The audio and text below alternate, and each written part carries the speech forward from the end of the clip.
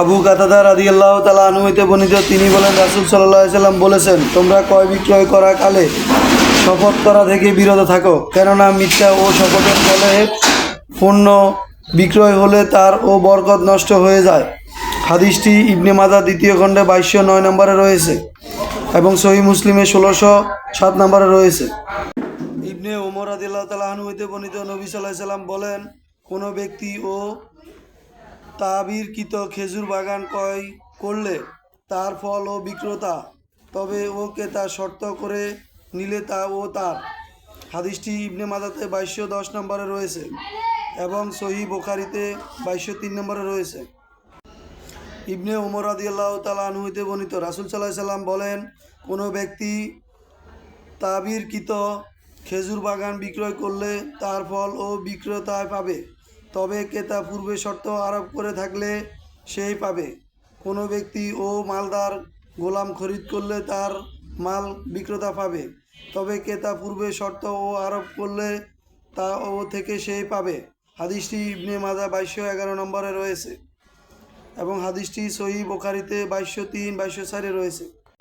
ইবনে ওমর রাদিয়াল্লাহু তাআলা আনহু হইতে বর্ণিত, নবী সাল্লাল্লাহু আলাইহি সাল্লাম বলেন, কোনো ব্যক্তি খেজুর বাগান ও গোলাম বিক্রয় করলে তা অবশ্যই একত্রে বিক্রয় করতে পারে। হাদিসটি 2212 নম্বরে রয়েছে, ইবনে মাজাহ দ্বিতীয় খণ্ড, বাইহাকীতে 6ষ্ঠ খণ্ডে 33 নম্বরে রয়েছে। ওবায়দা ইবনে সামিত রাদিয়াল্লাহু তাআলা আনহু হইতে বর্ণিত, তিনি বলেন, রাসূল সাল্লাল্লাহু আলাইহি ওয়াসাল্লাম ফয়সালা করেছেন যে খেজুর বাগান ফল ও তার তাবিরকারী পাবে, তবে ক্রেতা ও পূর্বে শর্ত আরোপ করলে থাকলে সেই পাবে, আর ও কৃতদাসের মালও বিক্রেতায় থাকবে, তবে ক্রেতা পূর্বে শর্ত আরোপ করে থাকলে তাও সেই পাবে। হাদিসটি ইবনে মাজাহতে 2213 নম্বরে রয়েছে। ইবনে ওমর রাদিয়াল্লাহু তাআলা আনহু হইতে বর্ণিত, রাসূল সাল্লাল্লাহু আলাইহি সাল্লাম বলেছেন, পুষ্ট হওয়ার আগে তোমরা ফল বিক্রয় করো না। তিনি ও ক্রেতা এবং বিক্রেতা উভয়কে নিষেধ করেছেন। হাদিসটি ইবনে মাজাহতে 2214 নম্বরে রয়েছে, সহিহ বুখারীতে 1486 নম্বরে রয়েছে।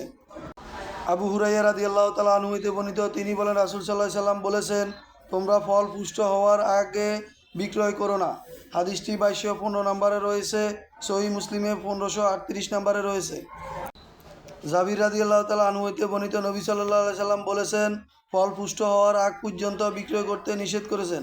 হাদিসটি ইবনে মাজাহ দ্বিতীয় খণ্ডে 2216 নম্বরে রয়েছে, সহিহ বুখারীতে 1487 নম্বরে রয়েছে।